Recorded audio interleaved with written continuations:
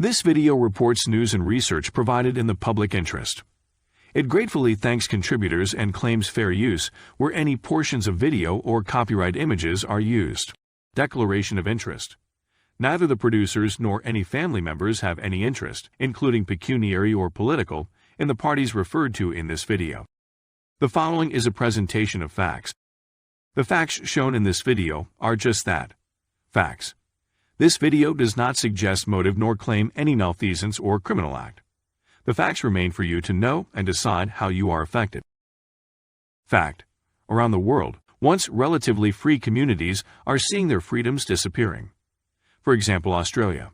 Once viewed as a country valuing freedom of speech, it now presents an image as the land down under the jackboot, with brutal treatment of citizens by those sworn to keep the peace.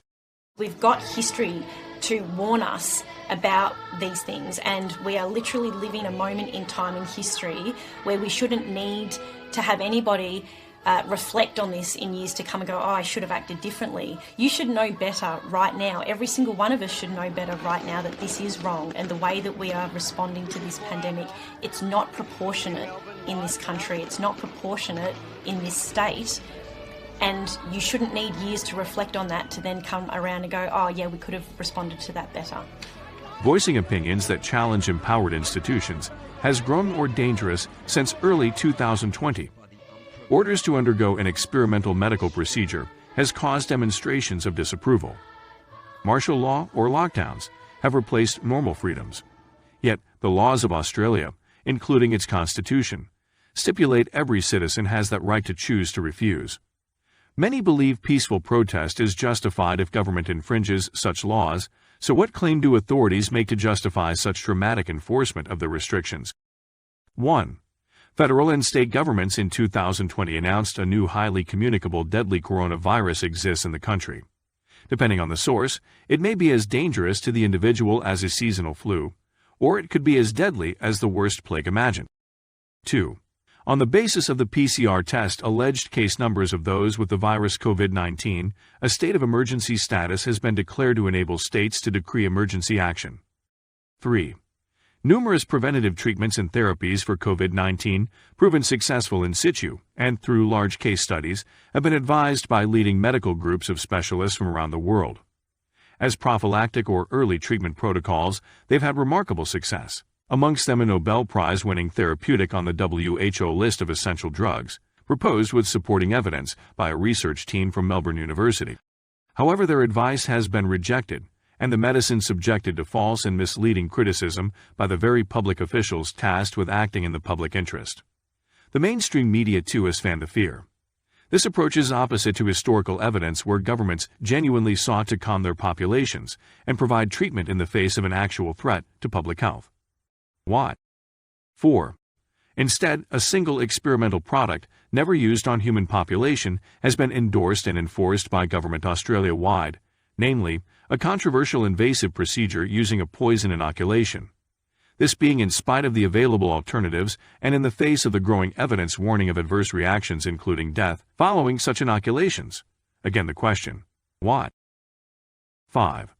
This intense advocacy of a single product not only raises questions on health grounds, but as a manufactured product may arguably be subject to Australian fair trading laws where prevention of competition is illegal. And if a health emergency is declared, what is more important, the patient or the patent? So, who are the people asserting this narrow solution to an alleged threat?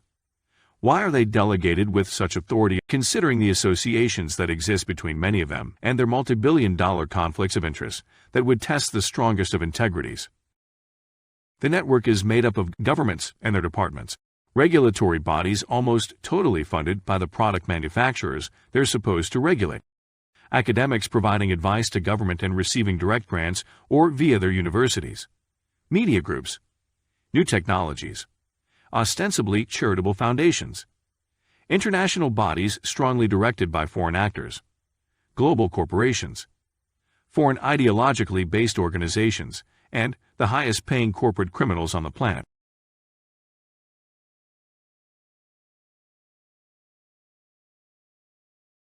None of these relationships in themselves prove they affect decisions made by those in public office.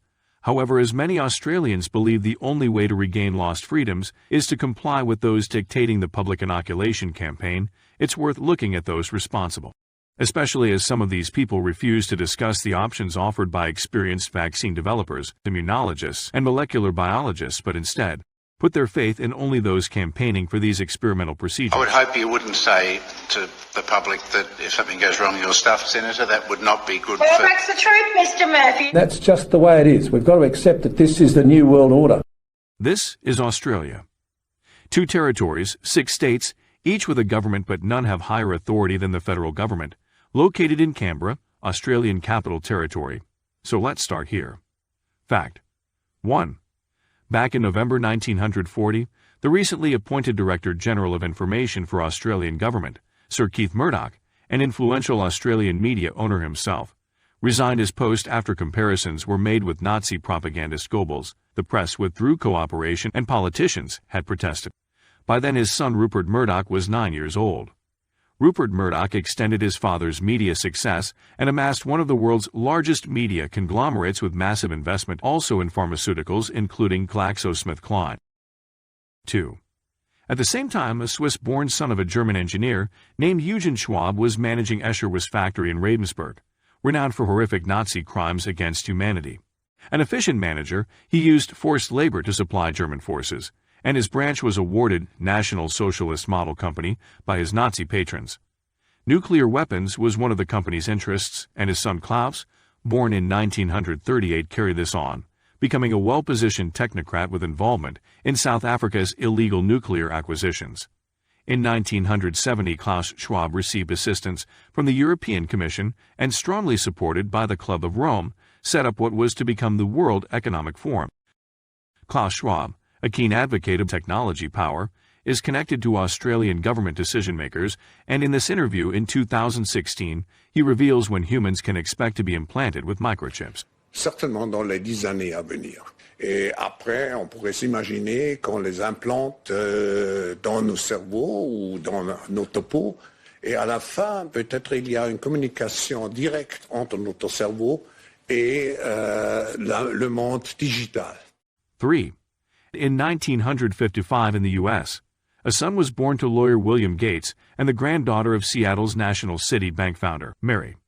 His name, William Henry Gates. He inherited a fortune, then through family connections with the CEO of IBM, increased that fortune through Microsoft before making an even bigger fortune in vaccines. My dad was head of Planned Parenthood, and it was very controversial. As one who subscribes to his parents' views on population control, The world today has 6.8 billion people. That's headed up to about 9 billion. We could lower that by perhaps 10 or 15%. then along with his partners, and being a beneficiary of the financing and delivery of global health products, makes Australian decision-makers' relationships with Bill Gates a matter of interest in this list of facts. So now let's look at some connections from Canberra. The Prime Minister is Scott Morrison, who, according to former Prime Ministers Rudd and Turnbull, is protected in the media by Rupert Murdoch as long as he acts in Murdoch's interests. Mr. Morrison's brother Alan is co-deputy chair Paramedicine Accreditation Committee with Australia Health Practitioner Regulation Agency, the national organisation responsible for implementing the National Registration and Accreditation Scheme across Australia, and who have directed physicians across Australia to promote mRNA inoculation and reject ivermectin. Morrison's Minister for Health is Greg Hunt, former Director of Strategy for WEF Klaus Schwab, the man who wants everyone microchipped. Greg Hunt has embraced billionaire Andrew Forrest graphite miner in a partnership with China. Graphene, derived from graphite, is a superconductor used in technology, affects human biology, and has allegedly been discovered in some people injected with these experimental inoculations. Andrew Forrest, through his foundation, is also joined with Bill and Melinda Gates, Wellcome, and other global partners to exchange data. He's seen here with Greg Hunt and the Chinese consul in Australia representing Beijing Genomics Institute BGI. So I am absolutely delighted today to announce a groundbreaking and fundamental partnership for Australia between the Australian government and Minderoo and the pathology sector. And this was a business-to-business relationship where capital was required immediately, deployed immediately, and over time be repaid by the Commonwealth. With the joint efforts of Mindor Foundation and BGI, this is yet another major step forward between China and Australia. BGI is now one of the world's largest genomics companies specializing in amassing gene data. This is the gene bank that the Australian government, through Greg Hunt, has now installed as a partner. United States authorities, however, viewed BGI as a major risk and refused their request to operate in a number of states. John Wertheim talked to career intelligence official Bill Evanina and Supervisory Special Agent Edward Yu about how China is trying to collect Americans' medical data and why this may pose a threat to national security. 80% of American adults have had all their personally identifiable information stolen by the Communist Party of China. China's been very upfront. They want to dominate biotech by 2025, the global sphere, $4 trillion industry. If you have a huge DNA library, if you have all this data, that's incredibly valuable. The other threat is a national security threat. Talking to the national intelligence officials we spoke with, they feel like this is an imminent threat, yes. Your DNA is very valuable. That data becomes incredibly relevant and very, very valuable. Data is absolutely going to be the new oil. We are going to sequence every living thing on Earth. We are going to sequence everybody in the world. In Australia, the Prime Minister's appointed key advisor on vaccine solutions is his National COVID-19 Coordination Commissioner, who is not a medical doctor, but a bureaucrat named Jane Halton. English-born Ms. Halton is or has been chairperson on the executive board of the Bill Gates-backed WHO. The chair of Gates-backed CEPI, the Coalition for Epidemic Preparedness Innovations, which is also funded by Novavax, the company whose product has been given trialing permission in Australia. Director of French Naval Group Company involving Australian submarine contracts. Director of Crown Resorts with hotels used in quarantine schemes. Chair of Quarantine Hotel Fiasco Review involving Crown Hotels. Promoter of COVAX Facility and Alliance of Garvey, co-founded by Bill Gates, the Coalition for Epidemic Preparedness Innovations, CEPI, and WHO to accelerate development and manufacture of COVID-19 vaccines. Halton is the bureaucrat who pushed the no jab, no play policy in May 2020 to deny access to all public social programs for those refusing experimental inoculation. In October 2019, she participated in the Event 201, a simulation of a global coronavirus pandemic a couple of months before most of the world knew it existed. It is almost unheard of that people are producing product without having a forward commitment for the consumption of that product. So the first thing that needs to be done, because this is not something that the countries currently control, unless countries are going to bring about emergency situations and co-opt an existing supply chain. Ms. Halton is or has been director of United States-based Institute for Health Metrics and Evaluation, IHME, where her husband Trevor Sutton is or was also associated in data management. Trevor Sutton, Deputy Chief of Australian Bureau of Statistics, leads the Statistical Business Transformation Group, running a $256 million program to transform the way the Bureau collects, processes, analyzes, and disseminates information and related statistics.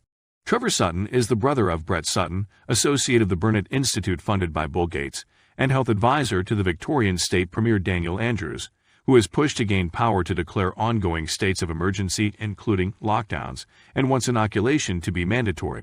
In Queensland, the state premier is Anastasia Palaszczuk, who took over the political office of her father, Heinrich, or Henry Palaszczuk.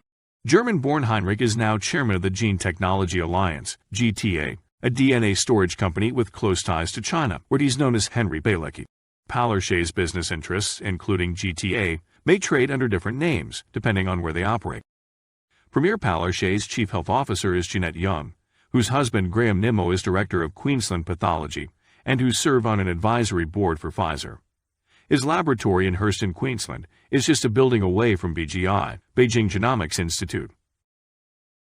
The former New South Wales Premier Gladys Berejiklian resigned on October 1 subject to corruption charges and, according to other political parties, was being manipulated by pharmaceutical companies to push inoculations. She's being directed by a lobbyist in Sydney who's being paid by AstraZeneca and by Pfizer tens of millions of dollars to get these policies through, to make sure the vaccine is pushed. That's why. You asked a question, I gave you the answer. And that's my personal knowledge. And I'm happy to make a statement here to police or to anyone if they want to know what's going on. Gladys Berejiklian's former partner and fellow politician, Daryl Maguire, also resigned following corruption charges. The state's chief health officer is Kerry Chant. We will be looking at what contact tracing looks like in the New World Order. New South Wales Premier is now Dominic Perrottet, whose father John is a senior technical specialist at the World Bank in Washington, D.C., USA. It's just a handful of political decision-makers from Australia's federal and 3 of its state governments. Along with the bureaucrats they empower, we see a web involving relatives and relationships that in the very least demand examination, especially if impinging on national health. When a single solution to a health hazard generates billions for some involved and requires academics be presented as neutral experts to the public, then the relationships between them warrant scrutiny. Why? Because many academics and alleged experts who appear authoritative and promote the narrative also benefit through sponsorships, incentives, and remuneration from the very manufacturers of that product. Whereas, across the globe, hundreds of other highly accredited specialists in every field of medicine, law, and science have been censored, their data rejected, and their reputations and careers destroyed outright by authorities, media, and manufacturers of mRNA experimental inoculations. Having opened a small window into the machinations of mRNA and the Australian government, its bureaucrats, and associated academia, we have 3 immediate choices to make. 1. Do I choose to continue to place unconditional faith in those with obvious links to vested financial interests when my very life is at stake? 2. Do I choose to ignore the warnings of the world's greatest medical specialists in fields involving vaccination when they are risking their lives and careers to do so? 3. Do I as an Australian choose more dangerous experimental inoculations or demand access to proven medical protocol options for my protection or treatment that are both successful and inexpensive? Denying patients' rights to choose is an unlawful act and, in the case of any public servant or practitioner, invites a charge of malfeasance. If we still have a choice, choose wisely.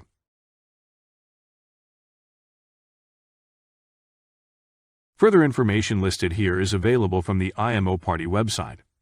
The producers have no association with this organization, however the potential conflict of interest affecting Australia's public health listed here warranted including it following the video. The webmaster states it is a work in progress, however to the best of the knowledge of the producers, the information reference is cross-checked.